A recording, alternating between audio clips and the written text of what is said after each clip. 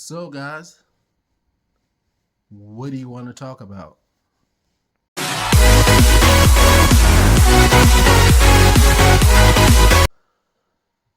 Okay, guys, welcome back to my channel. My name is Craig, and welcome back to All Nerd Everything, where I discuss all things film, TV show, comic book, anime related, so on and so forth. So, if you're new here, pull up a chair.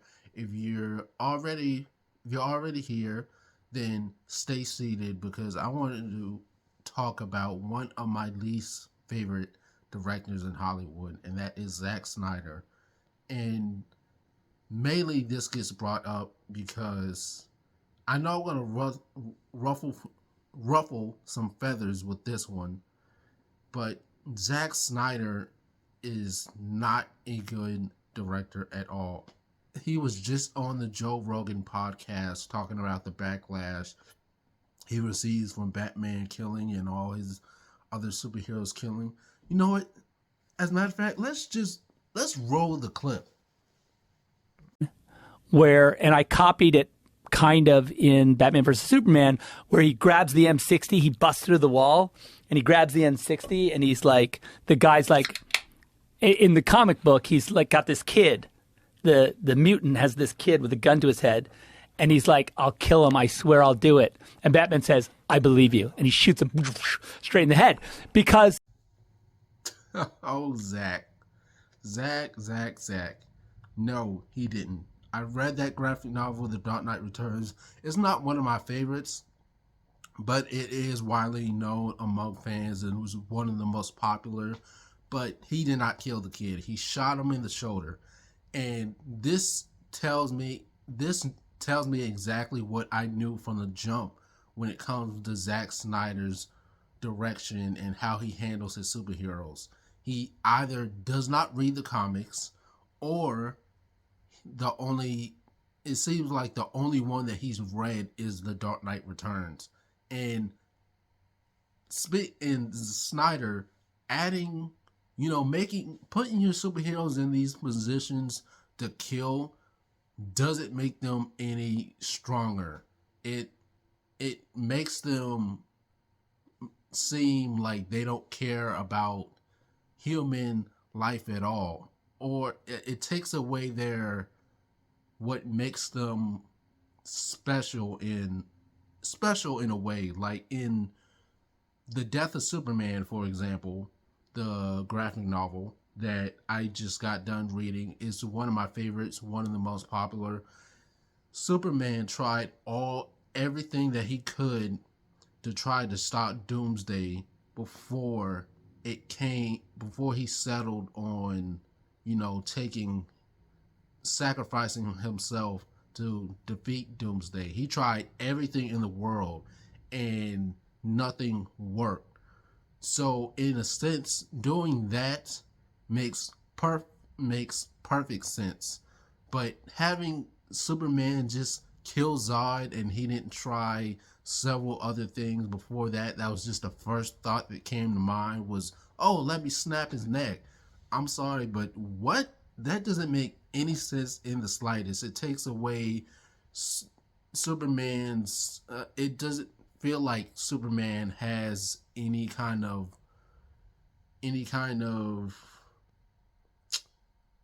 sense of, I want to say sense of responsibility, but it doesn't seem like he's remorseful of his actions of what happened in Man of Steel when we moved to Dawn of Justice, which, by the way, terrible movie, by the way. The CGI is god awful. The problem with Snyder's films, I've been saying this, is that stylistically, they are amazing. They are amazing on the screen to look at. When it comes to his films, I love the visual effects, the cinematography, the score, the actions. His action scenes are well choreographed and really fun to watch. But other than that, I don't hear his fan base talking about anything other than that. When it comes to the actual story of what his films are about, they are not fun at all. And the characters are kind of boring in a sense. I mean, Dawn of Justice, how does Clark Kent not know who Bruce Wayne is? at all. In Rebel Moon, Zack Snyder's Rebel Moon that just came out a few months ago in December. First of all, before I get into that, I want to say you're telling me that the movie that was released, your version of the movie that was released, was the shitty version, and that we're going to get another shitty version, but a director's cut of it. So, what was the point? I understand that Zack Snyder had the rug pulled under him from Warner Brothers when he didn't get to release his Justice League cut. And when he finally got it, I mean, I was happy for him, even though I'm not a fan of his at all. But that film, way too long. I find it very strange how Bruce Wayne is like the Nick Fury of the group going around recruiting people. Because even in the animated series, Bruce Batman was just he worked alongside them whenever they needed him. It was more so like, if you need me again, I'll be back. Just call me.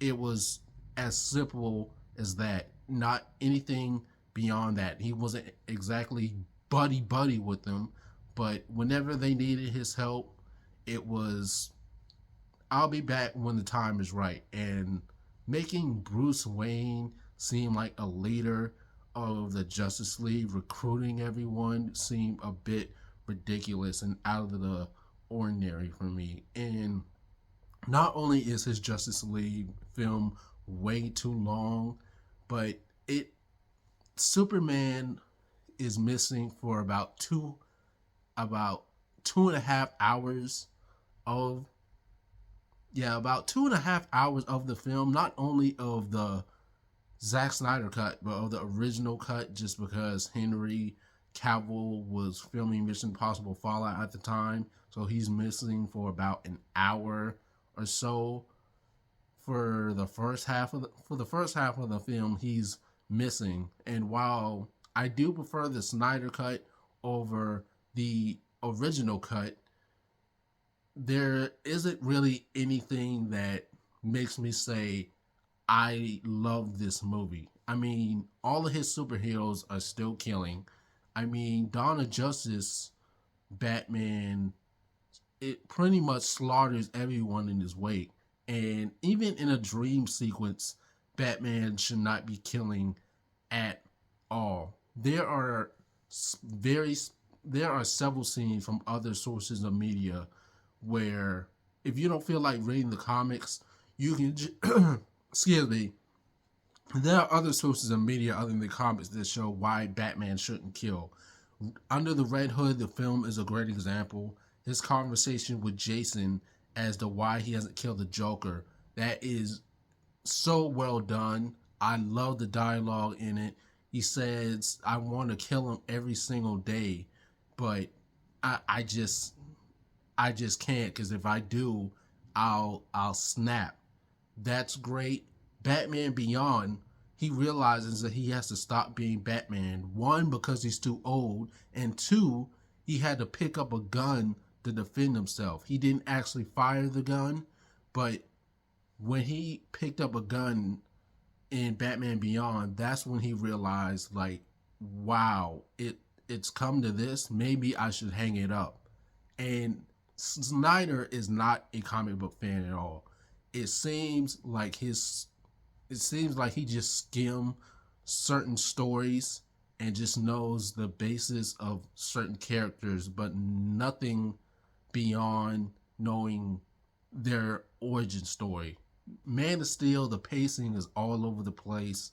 It's very boring, and a lot of people still defend that film. I hate it as a Superman film. If we're talking just a film, it's phenomenal. If we're talking comic book films, Superman films, it is absolutely terrible, especially considering they spend so much time on Krypton, and the destruction of Metropolis, absolutely unacceptable. A lot of people still defend that. I I will not ever look past that. And going back to Dawn of Justice, the death of Superman, we already knew that was going to happen before the film came out because they put Doomsday in the trailer and pretty much spoiled it. And his films also lack any kind of emotion and also any sense of humor.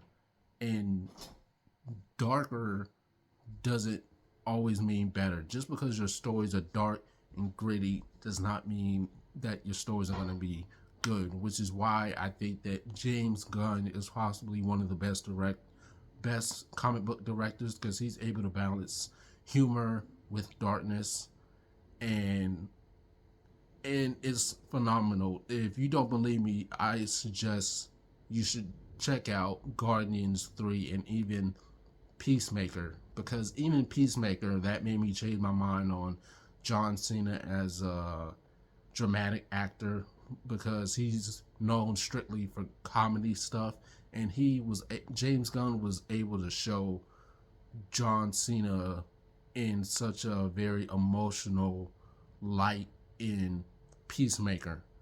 And with Snyder films, I feel no emotion.